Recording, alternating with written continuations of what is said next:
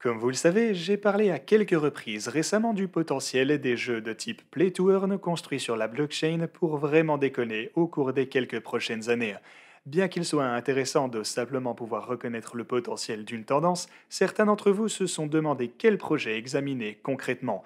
Du coup, aujourd'hui, je vais passer en revue pour vous Gem Guardian, un jeu de cartes de style fantastique basé sur les NFT qui est en construction sur la Binance Smart Chain et qui a une IDO de son jeton dans environ une semaine, le 24 septembre. Dans cette vidéo, je vous partagerai quelques détails sur le fonctionnement du jeu, sur la structure de sa tokenomique des NFT et des jetons natifs impliqués dans le jeu, et sur la manière de participer à l'IDO si cela vous intéresse. Avant qu'on ne commence avec tout cela, assurez-vous de vous abonner et d'activer la cloche afin de ne pas manquer d'autres vidéos comme celle-ci à l'avenir, ainsi que tout le reste du contenu que je publie ici sur cette chaîne. Aussi, au fait, il s'agit d'une vidéo sponsorisée, mais il s'agit d'un projet qui a l'air intéressant et qui, selon moi, est digne de votre temps si vous voulez y jeter un œil. Ok, ceci étant dit, je vais commencer par un aperçu de ce qu'est réellement le jeu Gem Guardian. Le gameplay de base tourne autour des gardiens ainsi que des dragons qui se battent pour acquérir une aura, augmenter leur XP et améliorer les compétences d'attaque et de défense.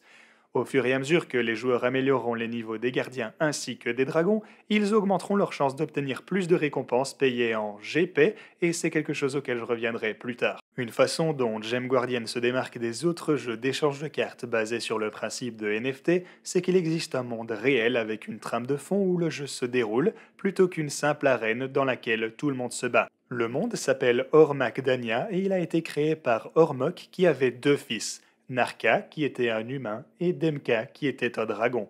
Les deux frères étaient ennemis et finalement Narka a tué Demka. Afin de permettre de faire revivre Demka, Ormok a scellé son âme dans 17 gemmes qui ont ensuite été dispersées à travers le monde du jeu. Le monde en question est lui divisé en 5 continents basés sur des éléments de feu, de glace, de terre, de métal ainsi que de bois. Les gemmes sont dispersées à travers les continents et chaque gemme est capable à elle-même d'invoquer une partie de l'âme de Demka qui se manifestera sous la forme d'un dragon qui pourra alors être amélioré et utilisé afin d'obtenir des récompenses. Si vous voulez en savoir plus sur le monde ainsi que l'histoire, vous trouverez beaucoup plus d'informations sur leur site internet. Passons maintenant à l'aspect plus technique des choses qui devraient vous intéresser et à la façon dont les jetons sont distribués ainsi que le rôle qu'ils jouent dans l'écosystème. Il existe donc deux jetons différents. Il y a GemG et GP.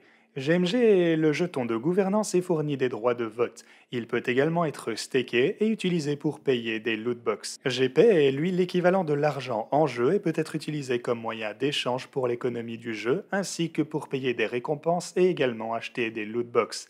À présent, vous vous demandez probablement ce que sont les lootbox, et du coup on va y jeter un œil.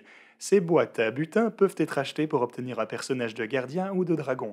Il y a aussi une petite chance d'obtenir un NFT extrêmement rare lors de l'ouverture de lootbox. L'ouverture de ces fameuses box sera probablement très amusant, et donc les gens devront obtenir des jetons GMG ou GP.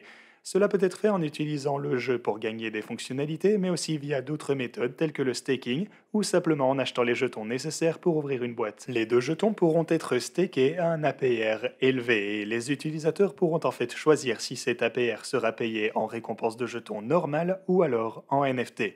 De plus, les NFT pourront également être stakés pour gagner davantage de jetons.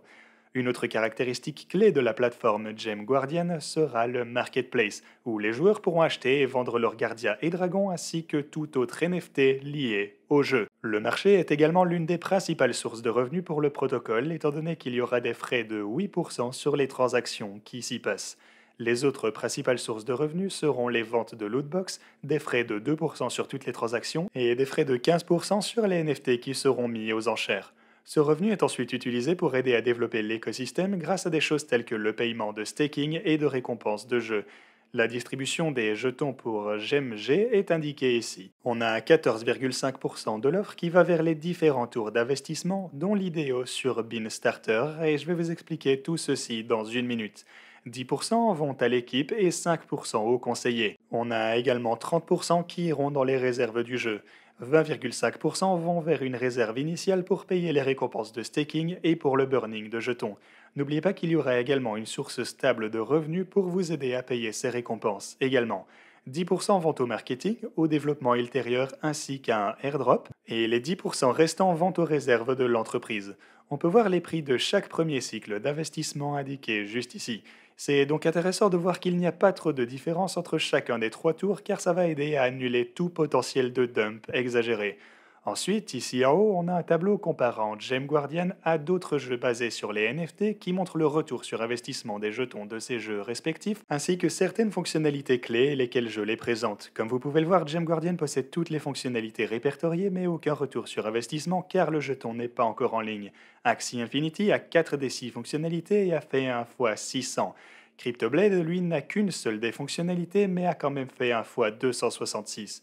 Step Hero a 3 fonctionnalités sur 6 et a fait 1 fois 50, et Star Atlas a également 3 sur 6 et a fait 1 fois 116.